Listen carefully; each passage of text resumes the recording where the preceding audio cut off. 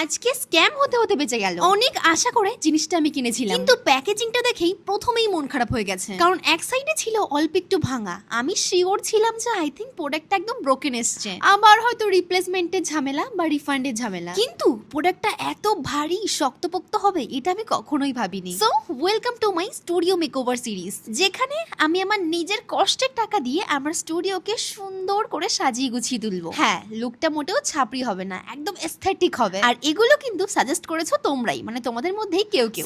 আজকে আমি সুন্দর ওয়াল হ্যাঙ্গিংটা কিনেছিলাম, যেটা জানতাম না কেমন হবে। প্রাইসটা মোটামুটি ছিল, কিন্তু ভাবছিলাম যদি এই প্রাইসে প্রোডাক্টটা ভালো না হয় তাহলে তো আমার সঙ্গে স্ক্যাম হয়ে যাবে। তো সত্যি বলতে প্রোডাক্টের প্রমোশন আমি মোটেও করছি না, কিন্তু প্রোডাক্টের ওয়েটটা কিন্তু অনেকটাই ছিল, আর কোয়ালিটি নিয়ে কোনো কথা হবে না, সত্যি ভালো ছিল, এটা আমাকে বলতেই হবে। আর প্রথম অংশটা ছোট দেখে না মন খারাপ হয়ে গেছিল যে আমি তো একটা বড় প্রোডাক্ট অর্ডার করেছি, বাট পরে দেখলাম জিনিসটা 3 টুকরো করে এসছে, মানে দেখে আরো মন খুশি হয়ে গেল যে এবার